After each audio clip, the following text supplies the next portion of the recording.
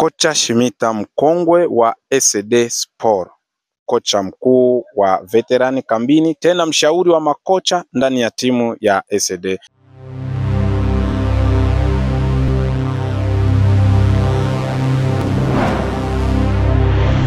Abedi TV.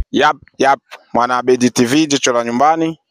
Tarehe 16 mwezi wa 3 2025. Tuko mazingira ya uwanja wa SD Sport, mabingwa wa GRS hawa. Tunajua wote kambini kwamba hawa ndio watu ambao wamecheza GRS mara 2 fululizo. Mara ya kwanza wakanyang'anywa na CD3 Ghetto Boy, na mara ya pili wakachukua wenyewe kwa kuwatandika bao 1-0 chipukizi ya Baba Juma.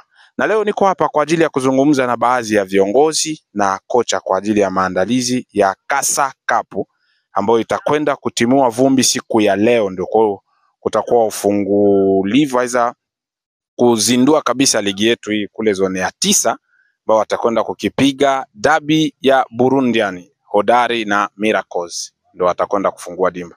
Na hapa mbele yangu niko na kiongozi, atajitambulisha mwenyewe. Sauti ya sana maziwa, mzee wa kubandika na kubandua on mic. Nyuma ya kamera yuko King Santo, mzee wa kazi. Habari ya asubuhi kiongozi. Habari nzuri. Leo tuko hapa. Tunaomba ujitambulishe majina yako ili watazamaji wa Abedi TV wakufahamu na wakujue kabisa kiundani zaidi. Unaitwa nani? Mimi naitwa kocha Shimita mkongwe wa timu ya SD Sport.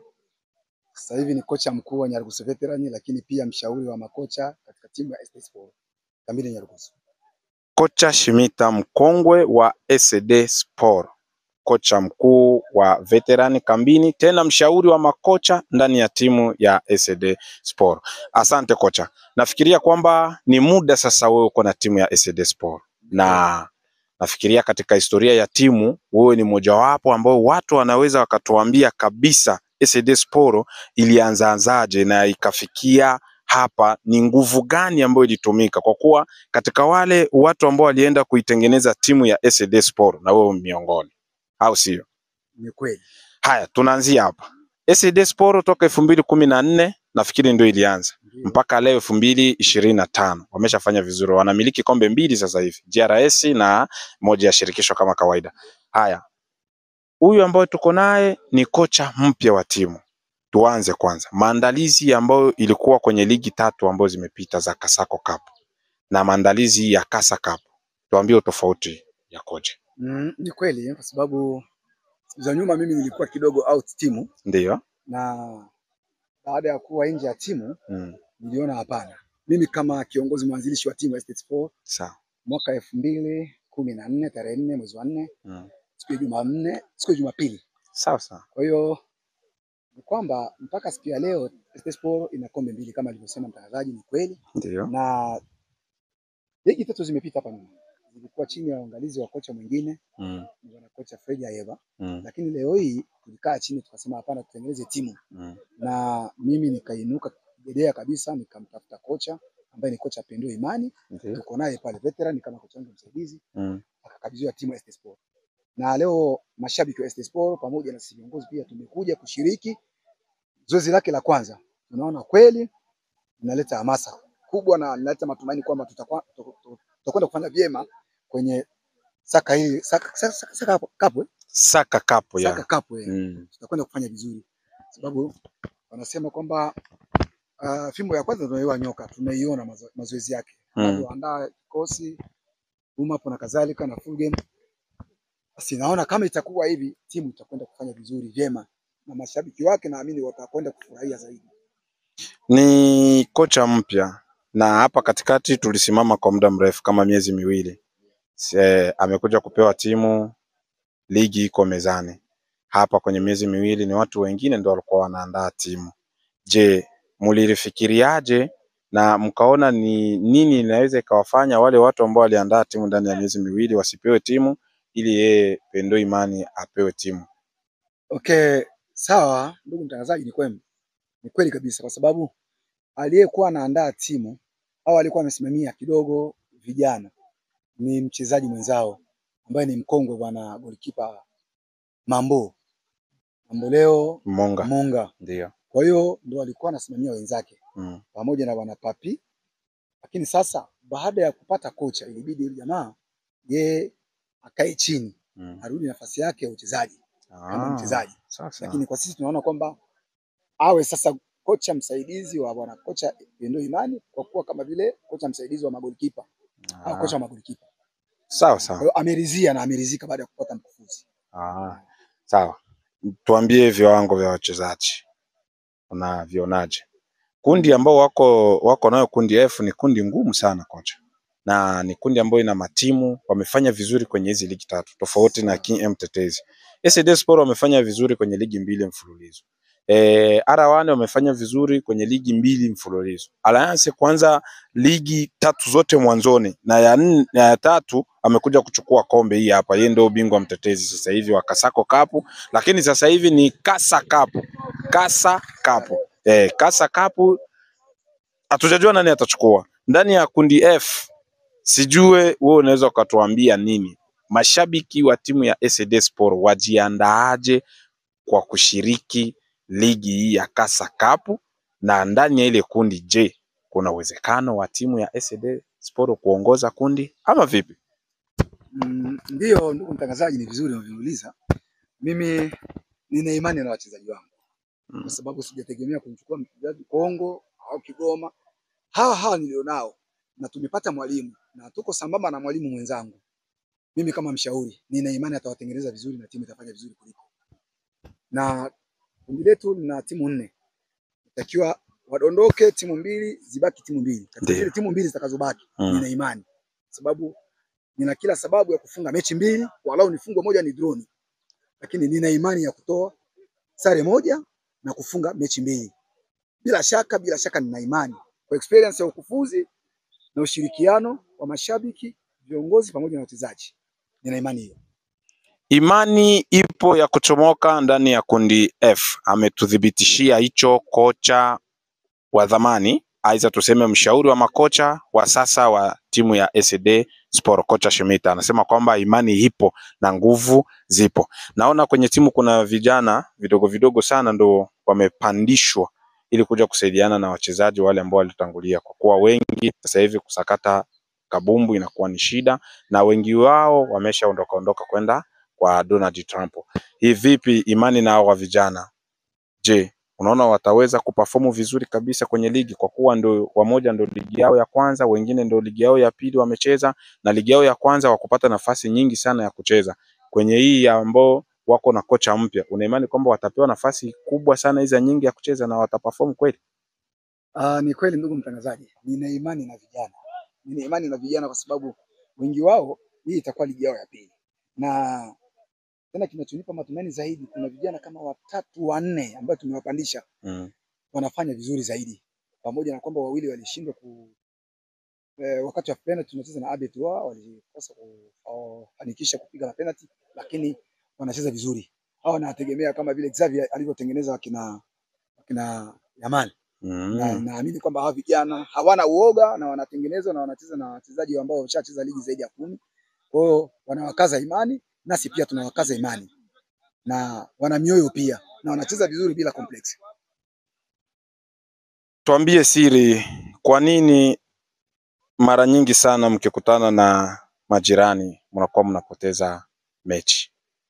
Mnashindiwa wapi na wenyewe wanawawezeaga wapi? Kwa kuwa mlitoka kwenye ubavu wao ndo wanatumia sera hiyo, ama siri yenu wanayo wenyewe Abetro? Okay, unajua asili ya mpira ni kufunga na kufungana na kudrone. Lakini sasa sisi toka tumeunda timu hii, naamini kwamba hawa jamaa wana kitu fulani ambacho walikwenda kututime mapema. Baada ya kuwa timu moja tukakata timu, lakini wana kitu fulani walikitengeneza wao kwa njia ya ushirikina. Lakini kama ni game tunacheza vizuri zaidi. Tunacheza vizuri sana.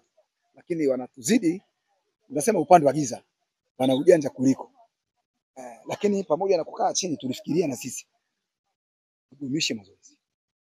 Na tutafanya vizuri. Naamini tukikutana nao kwenye hii ligi hawatapata nafasi. Maana imekuwa kama mazoezi.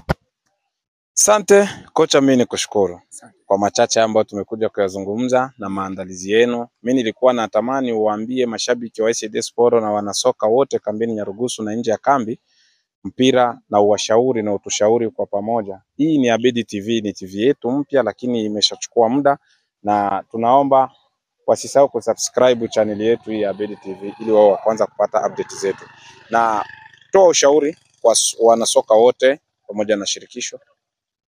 Asante ndugu mtangazaji. Ni kwamba mimi kama mkongwe kwanza nimecheza na leo nimekuwa mwalimu na nimekuwa mshauri wa walimu, na hata hivi bado tu nawashauria, bado tu ni mwalimu wa walimu wengine kwenye veteran.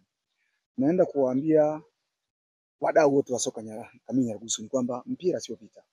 Mpira ni fair play. Tukubali matokeo.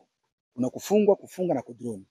Kwa hiyo naenda kuhimiza pia mashabiki wa SD Sport, tuwe na imani na wachezaji wetu, tuwape hamasa wachezaji wetu, tuwe na imani na mwalimu, wachezaji wa muamini mwalimu na mashabiki wa muamini mwalimu. Nina imani tutafika finali. Sijasema kama tutabeba kombe, lakini nina imani finali ni halali yetu. Kocha ana imani finali ni halali ya SD Sport.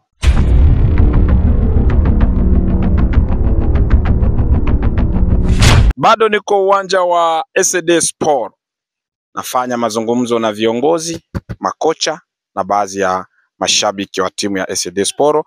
Watuambie kwa jinsi wanavyojiandaa na ligi ya Kasa Cup.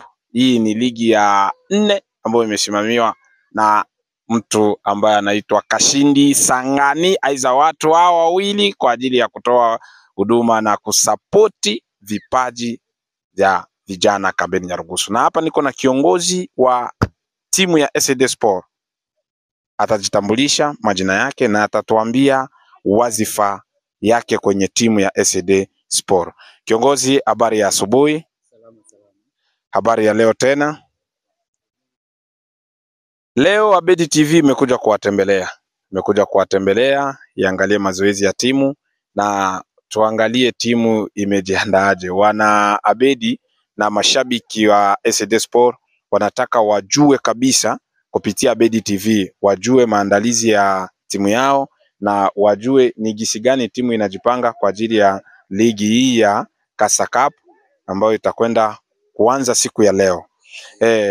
Jitambulishe majina yako, unaitwa nani tena pale? Kwa majina naitwa John Merci. Colwill mtano wa Chelsea. Mimi ndo katibu wa SD Sport.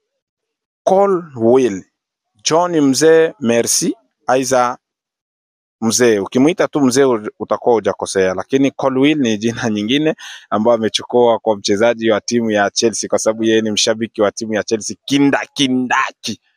Sawa. Kiongozi, tunaona timu iko kwenye mazoezi na tunajua draw ya Kasa Cup imetoka na tayari tumeona kundi lenu ambao mko nayo. Kundi F ni kundi ambayo ina timu 4: SD Sport, Alliance de Force, GM Tetezi na R1 Sport. Hapa naweza nikasema ni ndo kundi baba kwenye Kasa Cup. Sijue maandalizi yenu mmejiandaaje kwa ajili ya kupambana na kuchomoka ndani ya hiyo kundi ambao kuna vigogo vya kambi ya Nyarugusu. Asante kwa kunipa nafasi kuweza kutoa kidogo ya changamoto na mazuri ya timu yangu. Kweli ni kwamba tunajiandaa vilivyo nzuri. Season ilikuwa nzuri, maana tumecheza mechi 32 kwenye season, tumefungwa 2, droni 1. Zingine zote ilikuwa ni kipigo kwenda mbele. Na ninavyoona vijana wangu wako vizuri na naamini sina haja ya kuongeza wachezaji wengine kutoka nje. Hawa vijana wangu na waamini na watafanya vizuri kwenye kundi ambalo tuko nalo. Naamini kama sitakuwa wa kwanza nitatoka wa pili. Lazima nichomoke kwenye kundi. Naamini vijana wangu. Kocha ambaye anajua sana, anawapa mazoezi ile ya ushindi. Kocha ambaye anajua sana na unaamini kwamba utachomoka kwenye kundi na unaweza ukaongoza kundi. Kumbuka pre-season mlifanya na watu tofauti, aiza watu baki ambao walikuwa ni wachezaji wenzao, hakukuwa kocha ambaye amepewa timu, na huyu ni kocha wa mpya. Tunajua sio ndo mara ya kwanza Pendo kusimamia timu ya SD Sport. Hii inakuwa ni mara yake ya pili. Na maandalizi ya ligi ilifanyika ndani ya miezi miwili. Yeye alikuwa hana timu. Mlimwamini nini na mkaona kwamba yeye anaweza akafanya nini wakati yeye hajaandaa timu na hajazunguka na timu, lakini mkamkabidhi timu kipindi cha ligi? Ni kipi mlikiona kwake kwamba anaweza akafaulu sana na mkashindwa kuwaaminia wale walioandaa timu? Ni kwamba timu kwenye pre-season iliandaliwa na makapteni na wakongwe wa timu, lakini hilo ambalo umeniambia kwamba umemwamini vipi kocha ambaye tumemkabidhi timu na kipindi pre-season hajashiriki na timu, ni kwamba si mpya sana kwenye timu yetu. Kocha ambaye alishagawahi kuchezesha au kukochi wachezaji hawa na ana uzoefu tu mwingi ukilinganisha na mechi yetu ya kwanza inacheza tarehe 26. Ndio. Kwa kwenye wiki moja najua atakuwa ameshafanya vizuri zaidi kwa kuangalia wachezaji wapi pamoja na kushirikiana na makapteni kwenye kikosi cha kwanza. Kwenye mechi ya kwanza nafikiri kutakuwa kwa usumbufu kidogo ambako katatokea kwake katika kupanga kikosi, lakini kwenye mechi ya kufuatayo atakuwa ameshakuwa tayari na wachezaji wake ambao atakuwa ameshawaandaa vya kutosha kwa ajili ya kufanya vizuri. Wakishirikiana na makapteni na wale makongo wa timu ambao walikuwa wakisimamia timu kwenye pre-season, mimi naamini hata mechi ya kwanza tutafanya vizuri. Ndio maana nimesema kwamba tuko vizuri kwa kifupi. Kikosi ambacho kipo ni kikosi cha vijana ambao mmewapandisha. Hii wamoja ndo ligi yao ya pili, wengine ligi ya kwanza wakupata nafasi kubwa sana ya kuperform ndani ya uwanja. Lakini kwenye hii ligi ya pili hatujajua kocha mpya atakuja na mfumo gani. Je, ni nini mnaona kwamba hawa vijana wanaweza wakaweza sana kuwafikisha katika nchi ya ahadi ambao mmekwenda kuiweka nyinyi kama viongozi mbele ya mashabiki wa SD Sport? Ni nini ambao mmeona eti hichi ndio kinaweza ikafanyika na mpaka hawa watu watatufikisha pale tunakotaka? Na hawa vijana mmewaamini, na tukiangalia wakongwe kwenye timu sasa hivi ni wachache, vijana ndo wengi. Hivi mnaona kweli vijana wataweza kufikisha timu pale kwenye nchi ya ahadi bila kuwa na wale wazee wao pale katikati? Ni kweli unachokizungumza ndio kwamba wakongwe wamebaki wachache, tukiangalia ni kama watano tu. Vijana wengi tumewatoa kwa imara na hao vijana kwenye pre-season wamefanya vizuri sana. Ndio maana tumewaamini. Ile kutokujiamini, naamini kwenye pre-season imetoka. Japokuwa ligi ni ligi na kwenye timu zitaleta wapya na wale wapya ambao watakokuja hatakuwa wapya sana, kwa sababu nao watakuwa wamejiamini kwenye hatua zao ambao wameshazifanya. Kwa tunawaamini tu, ni vijana ambao wamepanda, lakini vile vile wamejitoa na wanajiamini nao pia. Kwa siamini kwamba watatetemeka sana na ligi, maana wanajuana kwenye timu zingine ambazo wameshazifikia huko chini. Tuambie siri na utuambie ni kwa nini kila mkikutana na majirani mnakuwa mnapoteza mchezo. Hawa majirani wana siri gani ya kwenu mpaka kila mkikutana mnapoteza mchezo? Mechi ambayo ilisha kwenye ligi iliyopita ambao wakawaangusha kwenye mikojo ya penalty,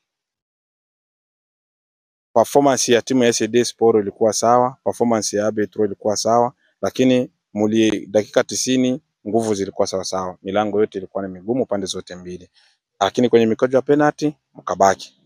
Shida ni nini zaidi mpaka wa watu wao wafunga nyinyi? Nimefanya mazungumzo na Kongwe Shimita, amesema kuna kitu ambacho walikifanyaka kwa njia za giza, lakini kwenye kiwango aisa performance ya wachezaji katikati ya uwanja wenyewe wanakuwa wako chini sana. Je, umekubaliana naye? Ni kweli.